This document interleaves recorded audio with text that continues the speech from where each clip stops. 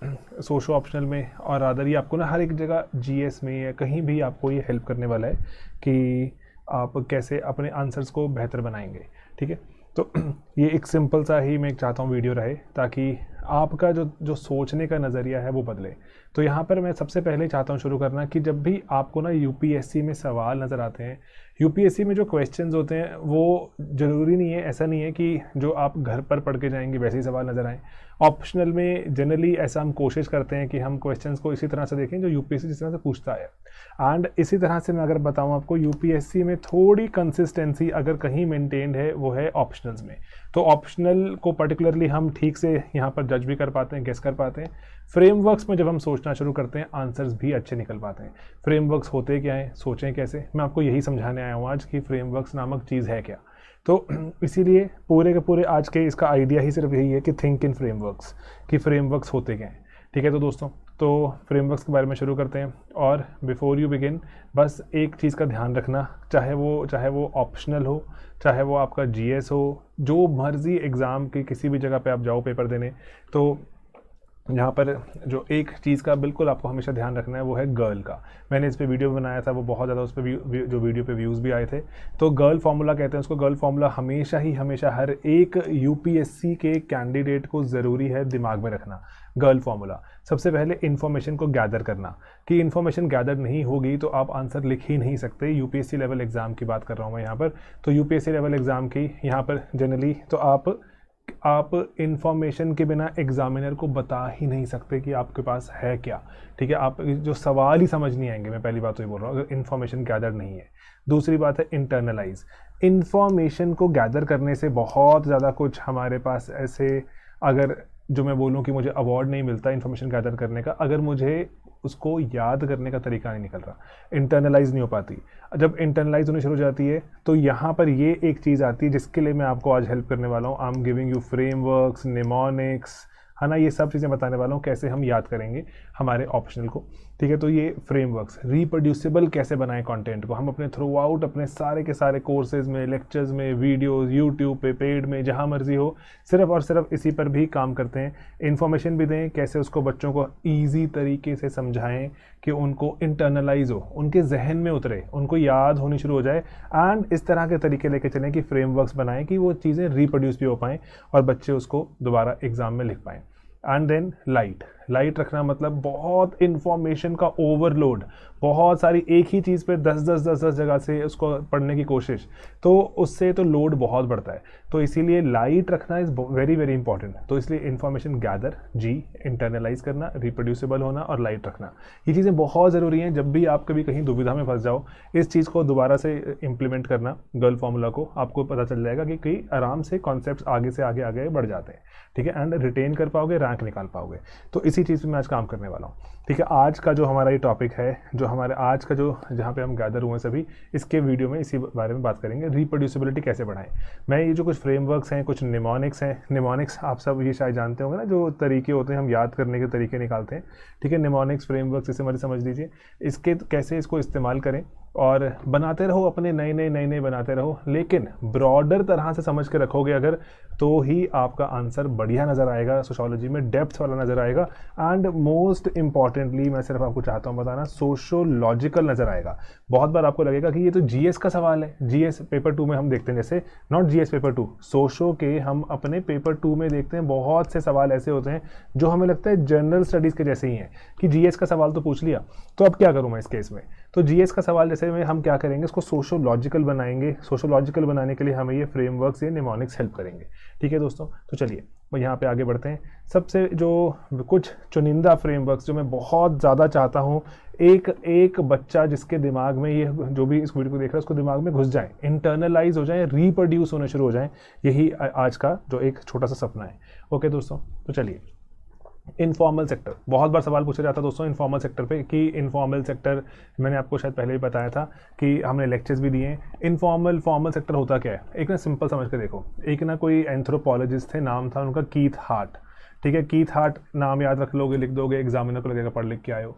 1970s 60 70 80 के आसपास के जो उन दशकों की बात है, जब बहुत से हमारे जैसे देश, भारत जैसे देश भी थे, अफ्रीका में भी देश थे जो आज़ाद हुए थे। तो वहाँ पर धीरे धीरे वहाँ पर इकोनॉमी चलनी शुरू हुई थी, लेकिन अभी इतना नहीं चलती थी कि बहुत सारे लोगों को मास एम्प्लॉयमेंट दे पाएँ। तो इसी कारण से लोग ऐसे छोट मोट जॉब में ही लगे हुए थे।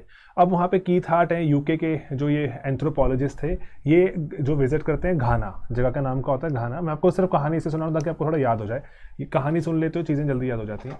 तो घाना की कैपिटल इज़ आकरा, है ना, ये ज्योग्राफी में आप पढ़ते होगे शायद।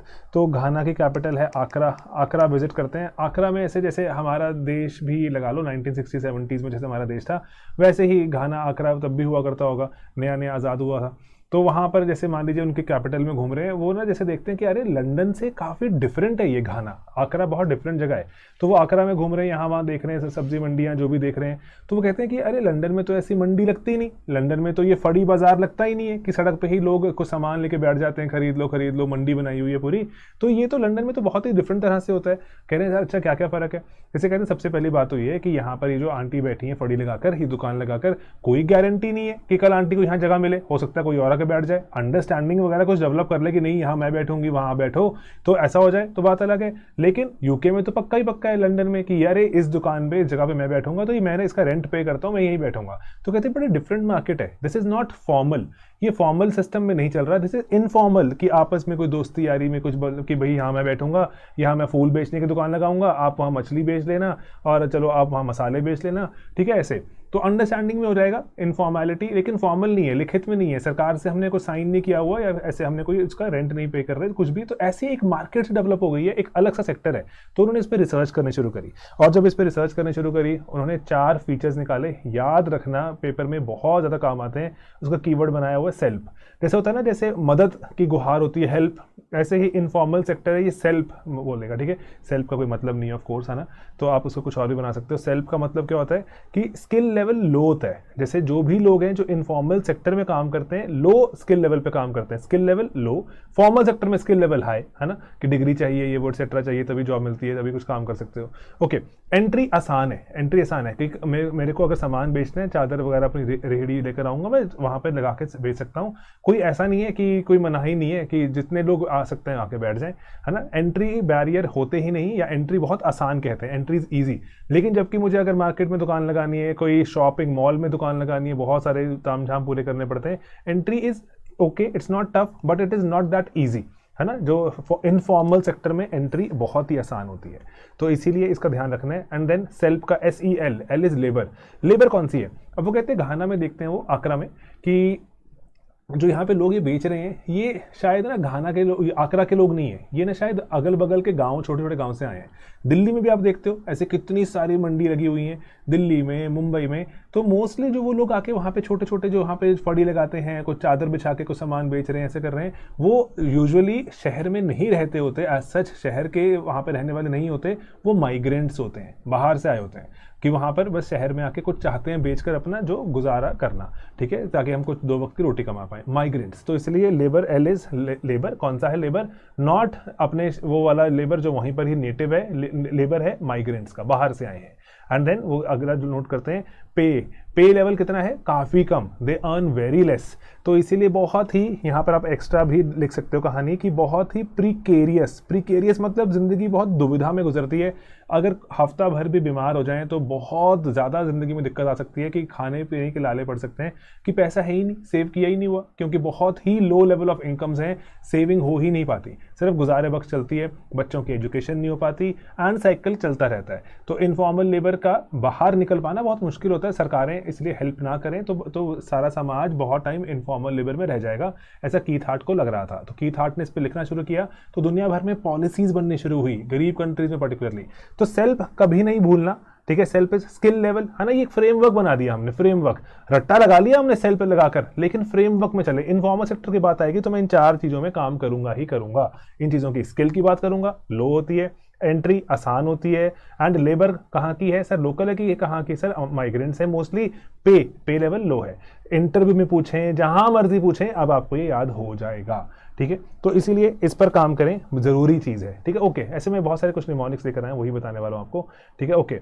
देन अगर ना अब कार्ल मार्क्स की बात आती है, अब ना ये मेंस लेवल आप अब चीजें लिख रहे हो तो ठीक है, पढ़ते रहोगे एक्सेट्रा, नॉलेज गैदर करी। कार्ल मार्क्स का क्रिटिसिज्म लिखा राल्फ डेरेनडॉर्फ ने।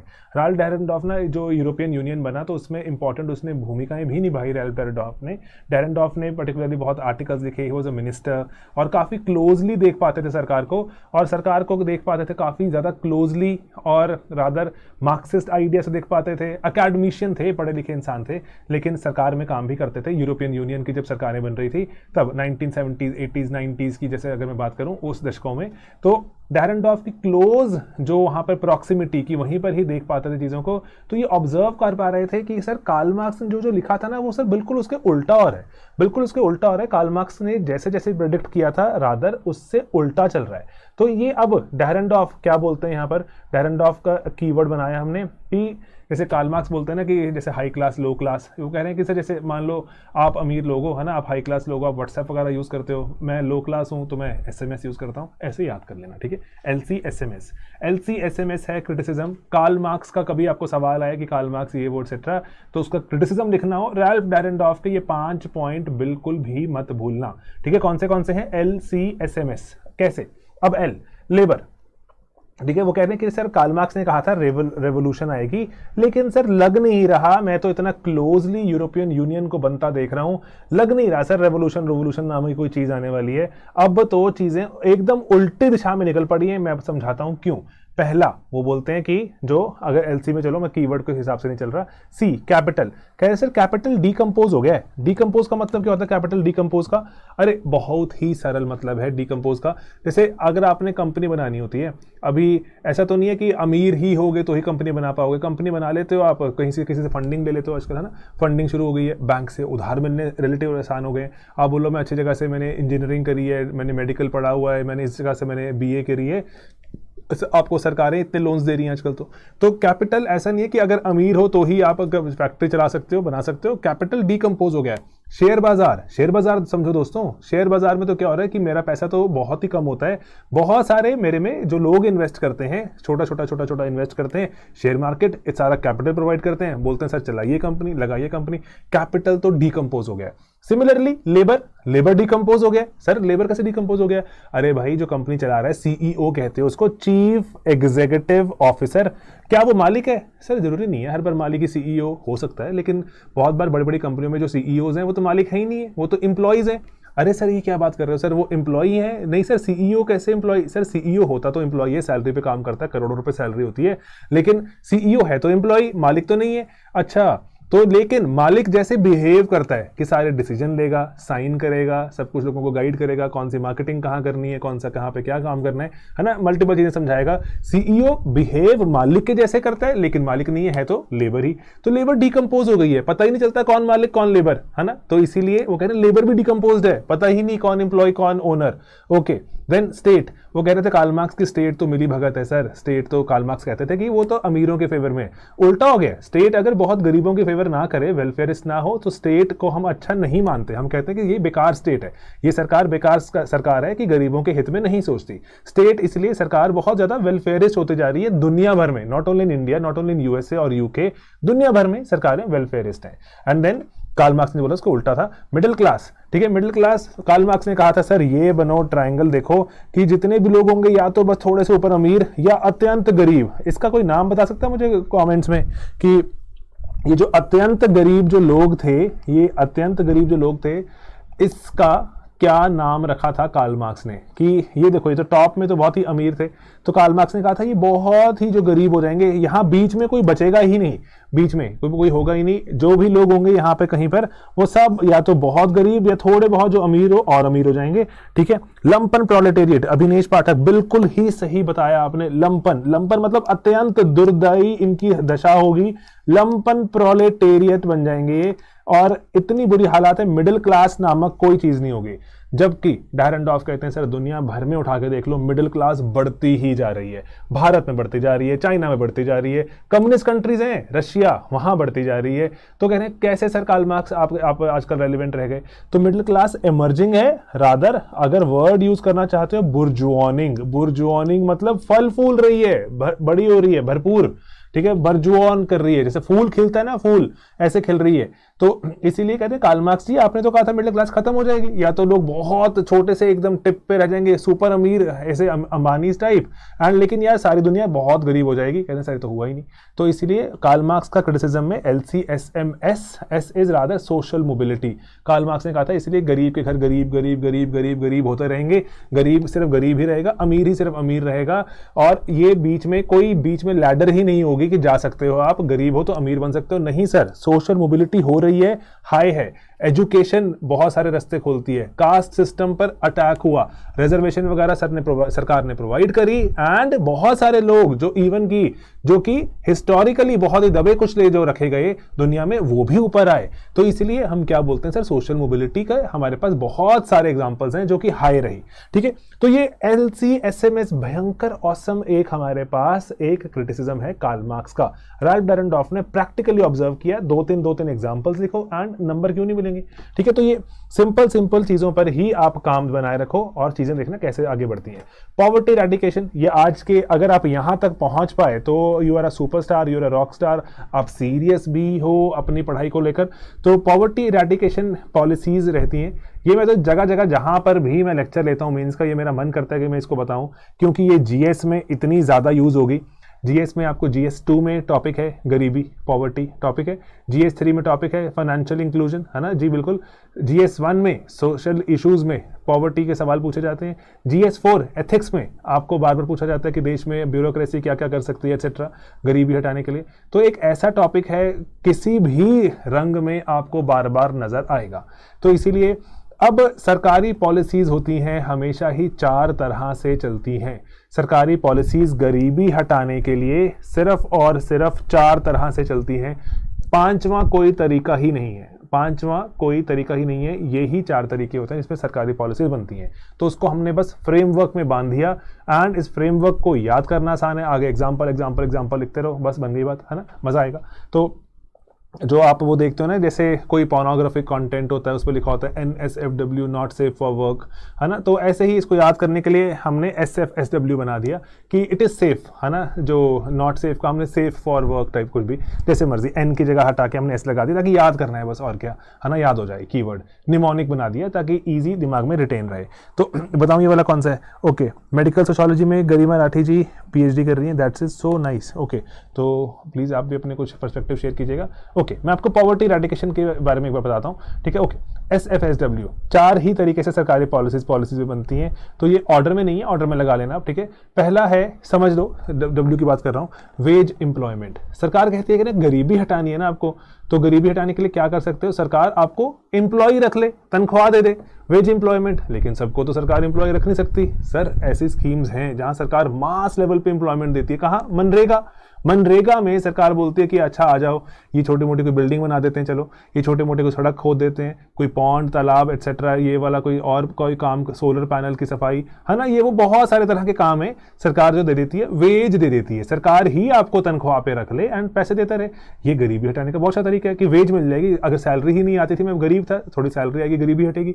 तो वेज एम्प्लॉयमेंट सबसे ही बड़ा एंड कारगर तरीका, जिसमें बहुत ही कम हमें लगता है कि तामझाम की रिक्वायरमेंट रहती है। ओके, दूसरा सेल्फ एम्प्लॉयमेंट। सरकार बोलती है कि काम करो, कि आपके पास कौशल है तो कौशल का विकास कर लो, कौशल विकास योजना। कौशल का मतलब क्या होता है? स्किल। अच्छा, अरे आपको कपड़े सिलने आते हैं, मशीन मैं ले दूं, सरकार कहती है मशीन मैं ले दूं, सरकार सस्ते दरों पर मशीन ले देती है, तो चलिए कपड़े बनाने का काम कीजिए आप, है ना, खुद से ही, क्यों आप किसी के जाके जॉब करेंगे, अपने खुद का काम कीजिए। अच्छा, आपको अचार बनाना आता है, तो ये 20 लोग इकट्ठे हो जाओ इस गांव के, अचार बनाओ, मार्केटिंग करो, बेचो। एक काम करो, आपको सस्ते दरों पर, आपने जो 20 लोग इकट्ठे हुए थे, सेल्फ हेल्प, आपने खुद का मदद करने के लिए ग्रुप बना लिया, सेल्फ हेल्प ग्रुप पे ये 20 लोग इकट्ठे हुए थे, चलो आपका अचार बेचते हैं। है ना, फर्नीचर बना लो आप। ऐसे अनगिनत अल्टीमेट जो सरकार कुछ तरीके ढूंढती है, लोगों को सेल्फ एम्प्लॉय कराती है कि आप जैसे पर्टिकुलरली सेल्फ हेल्प ग्रुप बनाएं, खुद से ही आगे बढ़ें, कोई फैक्ट्री लगा लें, माइक्रो यूनिट लगा दें, छोटी फैक्ट्री बड़ी फैक्ट्री। सरकार आपको कहती है कि ईवी, अगर आप जो ऑटो रिक्शा नहीं होती जो इलेक्ट्रॉनिक वाली, उस पर पहले तो सरकार सब्सिडी दे रही थी, अभी फेम 2 में जैसे जैसे भी करते हुए ऊपर नीचे बंद हो गई, तो लेकिन अभी लोन तो सस्ते मिलते हैं, प्रायोरिटी सेक्टर में भी शायद डला हुआ है ना। तो ये आप सरकार आपको खुद से एम्प्लॉय करवाने के भी जरिए देती है, सेल्फ एम्प्लॉयमेंट, इसलिए बहुत ही ज्यादा सरकार पैसा खर्च करती है इस पर, इसको मत भूलना, इंपॉर्टेंट है, ठीक है। तो ओके, तीसरा सोशल सिक्योरिटी। सोशल सिक्योरिटी बिल्कुल सरल चीज़ है दोस्तों। सोशल सिक्योरिटी क्या होता है कि सर पर्टिकुलरली मैं जो लेट्स से किसी तरह से मैं कारणवश मैं काम नहीं कर पा रहा, मेरे लेट्स से मेरा हाथ नहीं है या मेरा पैर नहीं है, मैं या फिर मैं देख नहीं पाता, तो मैं काम नहीं कर पा रहा, तो सर लेकिन अब मैं तो भूखा मर जाऊंगा, ना तो मैं आपके काम पे आ सकता, ना मैं खुद का सेल्फ एम्प्लॉय कर सकता। सरकार कहती कोई बात नहीं, हम आपको पेंशन दे देते हैं, ठीक है, डिसेबिलिटी पेंशन सरकार लगा देती है ना। मैं बूढ़ा हो गया तो सरकार आपको ओल्ड एज पेंशन लगा देती है ना। ऐसे मल्टीपल चीज़ें हैं। सरकार बोलती है अच्छा एक काम करो, जब आप काम कर रहे हो, काम करते करते कंट्रीब्यूट करो, अटल पेंशन योजना का पार्ट बना देती है ना। ऐसे तो ये अल्टीमेट बहुत सारी चीजें सरकार चलाती हैं। सोशल सिक्योरिटी, नहीं खाना खरीद सकते, कोविड आ गया, बहुत दिक्कत है परिवार में, आप अत्यंत गरीब हैं, अंत्योदय हैं, बिल्कुल ही गरीब हैं, बहुत ज्यादा गरीब हैं, 35 किलो अनाज ले लो हमसे, सरकार ऐसी स्कीम चलाती है, ठीक है। तो इसलिए सोशल सिक्योरिटी, एंड जहां पे सरकारें क्या करती हैं, पर्टिकुलरली आपको इंश्योरेंस या फिर आपको पेंशन्स ये प्रोवाइड करती हैं, एंड अगर खाना दे रही हैं तो चौथे जो स्कीम क्या होती है, फूड श्योरिटी, कि आप अंत्योदय हैं, नहीं खरीद सकते, या फिर पर्टिकुलरली काम कर लो, काम के बदले अनाज ले लो। मनरेगा के पहले ना, मनरेगा में अभी तो चलो सैलरी मिल जाती है, मनरेगा में उससे पहले क्या होता था, आपको अनाज मिलता था। महाराष्ट्र में शुरू हुआ था प्रोग्राम ये, मनरेगा का एवोल्यूशन पढ़ते हैं, उसमें देखते हैं कि महाराष्ट्र में काम शुरू हुआ था, सरकार ने जो कहा था कि बेसिक से सरकारी कुछ छोटे छोटे से ये वाले मैनुअल लेबर वाले काम कर दो, आपको अन्न मिल जाएगा। फूड श्योरिटी, कि खाना सबसे जरूरी चीज है, खाना मिल जाएगा। लेकिन अभी सरकार की बहुत सारी स्कीम्स हैं, 80 करोड़ लोगों को सरकार राशन उपलब्ध करवाती है देश में, तो इसीलिए फूड श्योरिटी, तो इसलिए इसको बिल्कुल मत भूलना, FSFW, फूड श्योरिटी, ठीक है।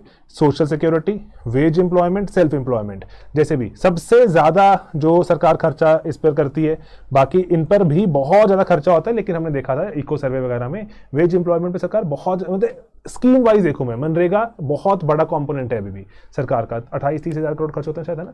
ओके, तो इसीलिए तो ये सब चीज़ों को दिमाग में रखना। चलो मैं इस पे से थोड़ा भावुक हो जाता हूँ पर्टिकुलर चीज़ पे, लेकिन ये मुझे बहुत अच्छा लगता है। अब यहाँ पर ना, अब कोऑपरेटिव्स, सरकार ने कोऑपरेटिव्स की मिनिस्ट्री बना दी। ये ना कुछ कुछ कीवर्ड्स हैं, मैं जगह जगह शेयर करता हूँ। मैंने अभी ये सेमिनार भी किया था, वर्कशॉप भी किया था, जो थोड़ा एडवांस लेवल वर्कशॉप था, उसमें भी ये शेयर किए जाते हैं, ठीक है। तो ये जगह जगह शेयर करने का मन ही करता है कि अब जैसे कोऑपरेटिव्स होते हैं, इसका मैंने वो भी शॉर्ट्स बना कर डाले हुए हैं, बच्चे देखें, अपने कोर्सेज में भी डाले हुए हैं। ऐसे बहुत सी चीज़ें होती हैं, लेकिन 7-8, 10 तो बहुत ही ज़्यादा ज़रूरी है, हर बच्चे को पता होने चाहिए। कोऑपरेटिव्स बनाए जाते हैं, अमूल एक कोऑपरेटिव था, कोऑपरेटिव क्यों बनाए जाते हैं, इसका आपसे सवाल पूछा जाए, कोऑपरेटिव के फायदे क्या हैं, सवाल पूछा जाए, है ना। अभी मिनिस्ट्री ऑफ कोऑपरेशन बनाई गई थी, अमित शाह जी इसके पहले जो मिनिस्टर भी बने, ठीक है, मिनिस्ट्री ऑफ कोऑपरेशन, इसको कॉन्स्टिट्यूशनल भी हमने प्रोविजन प्रोवाइड किया कोऑपरेटिव्स को। कॉन्स्टिट्यूशन में कौन से आर्टिकल्स में है, कौन बता पाएगा यहाँ पर, कोई अगर सीरियस एस्पिरेंट है तो शायद बता पाए कि कॉन्स्टिट्यूशन के कौन से आर्टिकल्स में आपको कोऑपरेटिव्स नजर आता है। जीएस का सवाल है, लेकिन साथ साथ अगर देखते रहोगे तो क्या बुराई है ना। तो मीनवाइल आप कमेंट का रिप्लाई करो कि कॉन्स्टिट्यूशन में कहाँ पे कोऑपरेटिव नजर आता है, तो वो मुझे बताओ आर्टिकल्स में, ठीक है। आर्टिकल्स पता होने चाहिए, सेक्शन पता होने चाहिए। This is how you prepare for UPSC, है ना, और क्या होता है। तो अब इसका फ्रेमवर्क है ABCD दोस्तों। फ्रेमवर्क क्या होता है कि कोऑपरेटिव के फायदे क्या हैं, क्यों बनाए गए थे। एक्सेसिबल, कि जनता के लिए बहुत करीब है। अमूल में क्या हुआ था, बहुत सारे लोग थे जो दूध जो वगैरह प्रोड्यूस करने वाले फार्मर्स थे, उन्होंने इकट्ठे होकर, एक्सेसिबल थे सारे आसपास, है ना। तो वही चलो ठीक है, यहाँ पे इकट्ठा करते हैं, थोड़ा प्रोसेस करेंगे दूध को, एंड प्रोसेस करके हम शहर में जाके बेचेंगे, वरना दूध फट जाएगा, खराब हो जाएगा ना, प्रोसेस नहीं करोगे उसको। तो इसीलिए accessible. Bureaucracy, accessibility high, bureaucracy low. अगर बहुत ही ब्यूरोक्रेटिक होगा, पहले फाइल लगेगी और फाइल लगेगी, अरे तो चलता रहेगा देश का काम, नहीं ऐसा हो पाएगा ना। तो हम चाहते हैं कि ग्रास रूट पर, जो ग्राउंड लेवल पर लोग हैं, वो इकट्ठे होकर कुछ काम करें, कि अपने खेतों को इकट्ठा करें, उसमें कुछ, अगर ट्रैक्टर लेना है, मुझे ट्रैक्टर लेना है, छोटे से खेत में चला के क्या करूंगा ना मैं। तो अगर ये 4 खेत इकट्ठे हो जाए, इसको बोलते हैं कोऑपरेटिव फार्मिंग। तो भूलना मत, ठीक है। यहां पर मैं आपको एक चीज समझा रहा हूं, पेपर में ना यूपीएससी ठग लेता है, तो उसमें पता भी नहीं चलता हमें कि ये क्या हो गया। कोऑपरेटिव फार्मिंग अलग है एंड कॉर्पोरेट फार्मिंग अलग है, ठीक है, प्लीज इसको कभी कंफ्यूज मत करना। जब कंपनीज आके आपको ठेका देती हैं कि आप मेरे आलू उगा दो, है ना, मेरे इस क्वालिटी के, पेप्सी आके आपको देता है कि मैंने लेज बनाता हूँ, मैं चिप्स बनाता हूँ, इसके इतने क्वालिटी के आलू लगता है इसमें, मैं आपको सीड्स दूंगा, सारे कैसे खेती बाड़ी करनी है, सिंचाई करनी है, सब मैं बताऊंगा, कंपनी कहती है, उसको कहते हैं कॉर्पोरेट फार्मिंग। एंड अकॉर्डिंगली आपको ठेका देते हैं वो कि आप इस अपने खेत में आप यही मेरा ही जो उगाएंगे आलू, एंड अकॉर्डिंगली इस फसल को मैं इतने दाम पे उठा लूंगा, etcetera. That is called corporate farming. Cooperative farming, है ना, शब्द कितने जो करीब हैं लेकिन अलग हैं। कोऑपरेटिव मतलब मैंने 4 किसान इकट्ठे हुए, हमने कहा चलो मिलकर हम अपने खेत को इकट्ठा करके, अब थोड़ा सा बड़ा खेत हो गया, इसके लिए हम जैसे सामान लेने जाएंगे, 4 पैसे बचेंगे हमारे, बल्क में आएगा पेस्टिसाइड, बल्क में आएगा हमारा फर्टिलाइजर, बल्क में आएगा हमारा जो ट्रैक्टर का जो सामान वगैरह है, ट्रैक्टर भी ले सकते हैं, तो इसलिए दैट इज कॉल्ड कोऑपरेटिव। तो कोऑपरेटिव मिल बांट के इकट्ठे होता है, एंड कॉर्पोरेटिव जब कंपनी आ जाती है। तो हम बात कर रहे हैं किसकी, कोऑपरेटिव की। तो एक्सेसिबल होती है लोगों के, ग्रास रूट पे चल रहा है ना, अपने आसपास के भाई बंधुओं में काम चल रहा है। देन ब्यूरोक्रेसी कम रखने की कोशिश की जाती है, क्लास कॉन्फ्लिक्ट को भी रिड्यूस करने की कोशिश की जाती है कि ऐसे अमीर गरीब लड़ाई ना हो जाए। सिमिलर तरह के तो हम सब लोग हैं, एक ही तरह के, एक ही क्लास को, एक ही इकोनॉमिक क्लास को बिलोंग करते हैं, एंड डेवलपमेंट को इंक्रीज करने की कोशिश की जाती है। तो इसलिए इसको याद रखना है, एबीसीडी को, accessibility, bureaucracy, class and development. Accordingly बता देना क्लास कॉन्फ्लिक्ट बढ़ाना है कि घटाना है। सर घटाना है, तभी तो बना रहे हैं कोऑपरेटिव्स, ठीक है, तो इसका ध्यान रखना। ओके, तो हमने कौन से फ्रेमवर्क देखे, एक बार रैपिडली चाहता हूं मैं देख लूं मैं भी। हमने देखा अभी तक, चलो गर्ल फॉर्मूला से शुरू करेंगे, गैदर, इंटरनलाइज, है ना, एंड उसके बाद थोड़ा सा रिटेन करने की कोशिश, एंड देन उसको इतना लाइट रखेंगे, क्रेजी नहीं करेंगे कि हमें पता पागल ही हो गए, 2000 फ्रेमवर्क्स बना दिए हमने कार्ल मार्क्स के लिए, पता नहीं चल रहा, फ्रेमवर्क्स के लिए भी फ्रेमवर्क चाहिए। ओके, देन उसके बाद इनफॉर्मल सेक्टर को सेल्फ से चला सकते हो आप, है ना, स्किल, एंट्री, लेबर पेड। उसके बाद हमने जो रैल्फ टैरेंडॉर्फ, कार्ल मार्क्स क्रिटिसिज्म में एलसी एसएमएस की तरह निकाल सकते हैं कि अकॉर्डिंगली, प्लीज इसको दोबारा सुनने लेक्चर को, चाहे थोड़ा इजी हो जाएगा आपकी जिंदगी। पॉवर्टी इरेडिकेशन SF SW से हो सकती है हमारी, ये जरूरी चीज थी, बहुत ही ज्यादा इंपॉर्टेंट है। एंड कोऑपरेटिव्स ABCD से हटाया जा सकता है, सॉरी बढ़ाया जा सकता है। ओके, तो अब यहाँ पर कुछ चीज़ें हैं जो हम लेक्चर्स में करते जाते हैं, मैं इनकी डिटेल में नहीं जाऊंगा। आपको सोशो में पूछा जाता है साइंस क्या है, क्या सोशो साइंस है, सोशो साइंस क्यों नहीं है, तो टोकी फ्रेमवर्क यूज़ करते हैं, थ्योरेटिकल फ्रेमवर्क, है ना, मैं इसमें नहीं जा रहा कि थियोरी की ओरिएंटेशन होती है, ऑब्जेक्टिव जो यहाँ पे आइडियाज़ हैं, क्वान्टिफाइबिलिटी की बात हम भी करते हैं, इंटर सब्जेक्टिव रिलायबिलिटी की जो मैं समझ रहा हूँ वो आप समझ रहे हैं, तो इसलिए कॉमन अंडरस्टैंडिंग डेफिनेशंस भी निकाली जा सकती हैं। तो ये साइंस का हम यहाँ पे परिभाषा की बात करते हैं। JP मोरडॉक की डेफिनेशन फैमिली की, मैं आपको सिर्फ एग्जाम्पल्स दे रहा हूँ, you have to understand sociology if you want to get a rank in UPSC this way, तभी, क्योंकि कंटेंट अगर ज़्यादा है तो समेट कैसे सकते हैं, रिप्रोड्यूस कैसे कर सकते हैं, उसी के लिए ही छोटा सा एक लेक्चर मैंने सोचा प्लान करता हूँ, आपको बताता हूँ, ठीक है। तो मोरडॉक बोलते हैं कि सेक्सुअली जो हमारा रिलेशन जो रहता है बिटवीन एडल्ट्स, है ना, और बोथ सेक्सेस, वो सोशली अप्रूव्ड, अदरवाइज समाज ऐसे बोलता है, अरे ये तो सेक्सुअली एक्टिव है, शादी भी नहीं हुई उनकी, है ना। तो मोरडॉक कहता है कि शादी जब फैमिली जब बना लोगे, मैरिज कर लोगे, उसके बाद अगर आप जो सेक्सुअल रिलेशनशिप में आओगे कोई नहीं पूछेगा आपसे, है ना। ओके, देन इकोनॉमिक कोऑर्डिनेशन होती है, पति पत्नी मिल बांट के कुछ प्लान करते हैं, इवन परिवार मिल बांट के प्लान करता है। एजुकेशन की जाती है बच्चों की, ठीक है, एडल्ट्स हो चाहे अडॉप्टेड, बच्चों के एजुकेशन पे ध्यान दिया जाता है, एंड रेजिडेंस कॉमन रहता है, ठीक है। तो SEER, सीर वैसे पता है किसको बोलते हैं, जैसे संत महात्मा को JP मोरडॉक अथॉरिटी माने जाते थे, ठीक है, फैमिली के, तो इसलिए वो संत महात्मा बड़े आदमी है, सीर, है ना, उससे याद रख सकते हो आप, तो इसीलिए। ओके, तो FMCG RCR ये तो अनगिनत बार मैंने पढ़ा दिया, इस पर तो मैं वापस नहीं जाऊंगा कि अगर आपको कोई भी चीज़ को सोशियोलॉजिकली इमेजिन करना है, FMCG RCR, ठीक है। फैमिली क्या, इसका जो भी कोई चीज़ को देख रहे हो, फैमिली पे क्या इम्पैक्ट है, मैरिज पे क्या इम्पैक्ट है, कास्ट, ये वाला अगर C कास्ट है तो ठीक है, तो ये वाले C को आप क्लास बना लेना ताकि याद रहे। G इज़ फॉर जेंडर, है ना। ये वाला R अगर लेट्स से रिलीजन पे क्या प्रभाव है, तो ये वाले R को रूरल अर्बन बना लेना, ठीक है। तो ठीक है, family, marriage, caste, gender, religion, class, rural urban divide.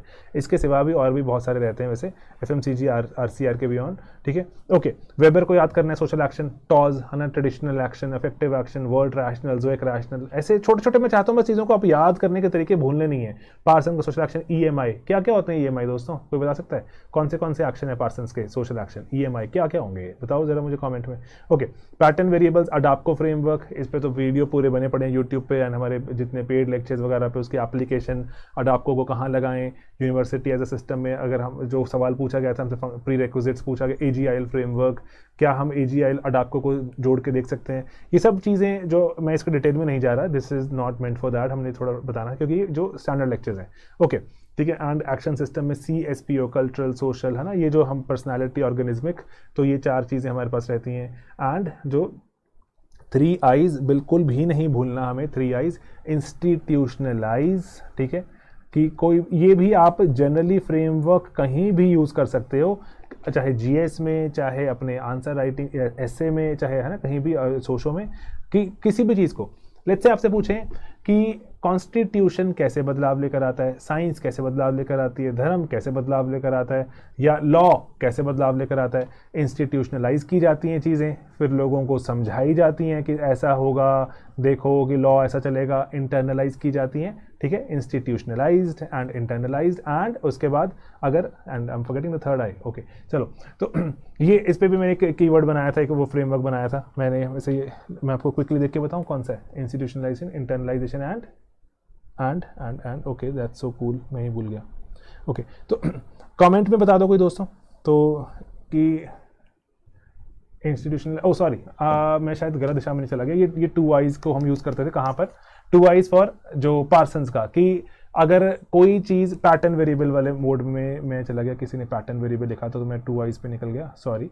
Okay pattern variables के 2 I's होते हैं कि आप एंशिएंट तरह से बिहेव करते हो, ट्रेडिशनल तरह से बिहेव करते हो, या मॉडर्न तरह से बिहेव करते हो, दैट इज 2 I's। या तो आप को चीज़ ढंग से समझ नहीं आई, इंटरनलाइज ठीक नहीं हुई, या फिर लॉ ने ही ठीक से नहीं बताई थी, इंस्टीट्यूशनलाइज की गलती होती है या इंटरनलाइजेशन की, वो 2 I's की गलती बोलते हैं उसको। ये पार्सन्स के शब्द हैं कि प्रॉब्लम ऑफ 2 I's बोलते हैं वो, ठीक है, तो पार्सन्स के, इसमें कोई कीवर्ड वगैरह खास नहीं निकल के आता। 3 I's कि अगर constitution, law, religion, family etcetera, कि कैसे सोशल चेंज के बारे में बात करते हैं, तो यहाँ पे हमारे पास क्या निकल कर आता है, ये है इंटीग्रेट करते हैं, ये इंडिकेट करते हैं, ये एंड दोस्तों इनिशिएट करते हैं ये।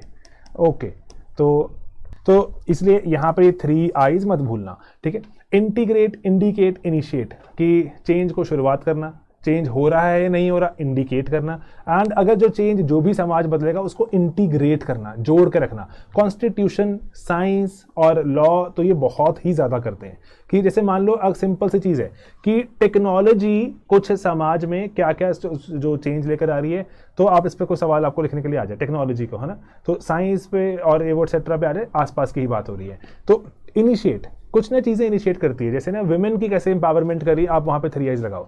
इनिशिएट कैसा टेक्नोलॉजी ने, कि घर बैठ के लेट्स से अभी मान लो कि सोसाइटी बहुत पेट्रियार्कल थी, बाहर जाने नहीं देती थी, घर बैठ के एजुकेशन ले लो, है ना, घर बैठ के जॉब शुरू कर लो, और ऐसे ऐसी जॉब्स आनी शुरू की जो घर बैठ के विमेन जो सेंट्रिक थी, विमेन फ्रेंडली थी। इनिशिएट तो कर सकता है, इंडिकेट करेगा, ओके कि कितनी कितनी लड़कियों ने घर बैठ के जॉब करना शुरू किया, कितनी कितनी लड़कियों ने घर बैठ के पढ़ना शुरू किया, इंडिकेट करना भी शुरू कर देगा साइंस की, ओके कि पर्टिकुलर इतने हमारे मोबाइल सेट इतने बिक गए, देखो ये वाला जो टैबलेट इतना बिक गया, है ना, या फिर हमारा ऑनलाइन प्रोग्राम्स मान लो बहुत सारे निकलने शुरू हो जाएं, जो पहले कुछ कुछ मुट्ठी भर होते थे अभी बहुत सारे आगे, इंडिकेट करना शुरू कर देगा कि ओके ये बदलाव आ रहा है। अगर नहीं आ रहा कोई ऑनलाइन प्रोग्राम, कोई टैबलेट नहीं बिक रहे, हमारे ये वाले जो कंप्यूटर वाले होते हैं, जो आईपैड वाले ये नहीं बिक रहे, इंडिकेट ही नहीं होगा, इंटीग्रेट उसके बाद समेटना शुरू करेगा कि ओके कैसे इंटीग्रेट करूं, कि अब ओवरऑल जैसे जो जो बदलाव आ रहा है मल्टीपल जगहों पर टेक्नोलॉजीज इंटीग्रेट होना शुरू हो जाएंगी, कि जो बड़ी बड़ी कंपनियां जो इसके लिए काम भी नहीं करती थी वो काम करना शुरू हो जाएंगी, सरकारें पॉलिसीज बनाना शुरू कर देंगी, तो इसीलिए इंटीग्रेशन शुरू हो जाएगी ऑफ वेरियस चीजें,